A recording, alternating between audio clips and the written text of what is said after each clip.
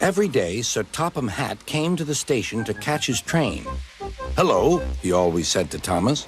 "Don't let the silly freight cars tease you. Remember, you have an important job as a special helper in the train yard."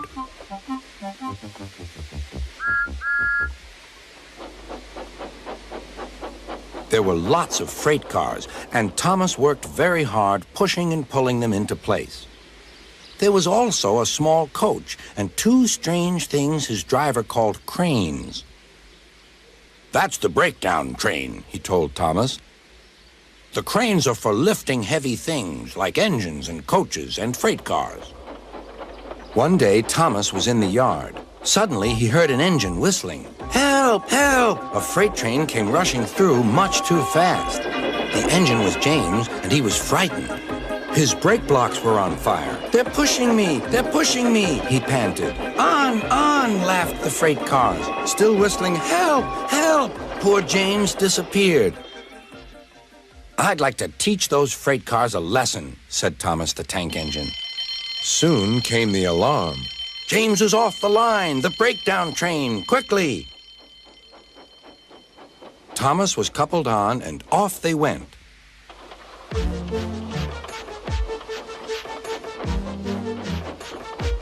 Thomas worked his hardest. "Hurry, hurry, hurry," he puffed. He wasn't pretending to be like Gordon. He really meant it. "Bother those freight cars and their tricks. I hope poor James isn't hurt."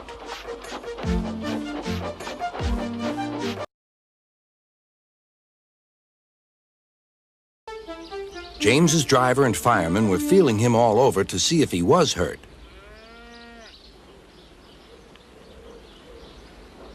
"Never mind, James," they said.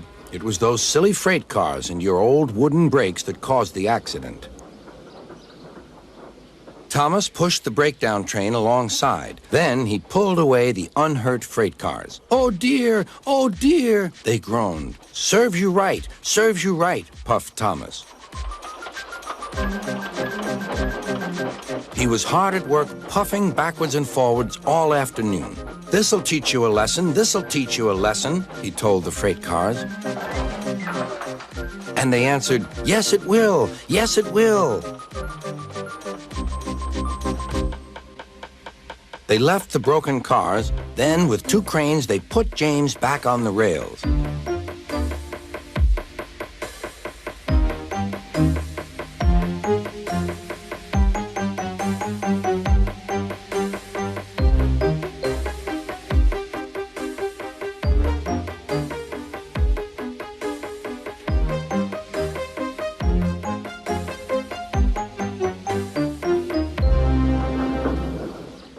He tried to move, but he couldn't, so Thomas helped him back to the shed.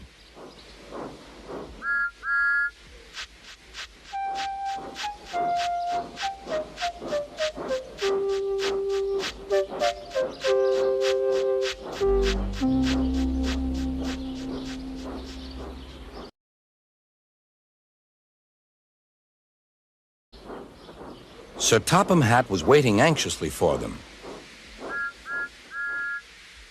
"Well, Thomas," he said, "I've heard all about it, and I'm very pleased with you. You're a really useful engine. James shall have some proper brakes and a new coat of paint, and you shall have a branch line all to yourself." "Oh, thank you, sir," said Thomas. Now Thomas is as happy as can be. He has a branch line and two coaches called Annie and Clarabelle. He puffs proudly backwards and forwards with them all day.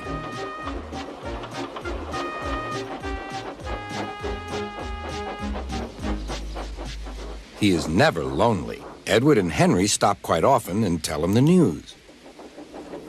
Gordon is always in a hurry, but never forgets to say, "Boop, boop," and Thomas always whistles, "Beep, beep," in return.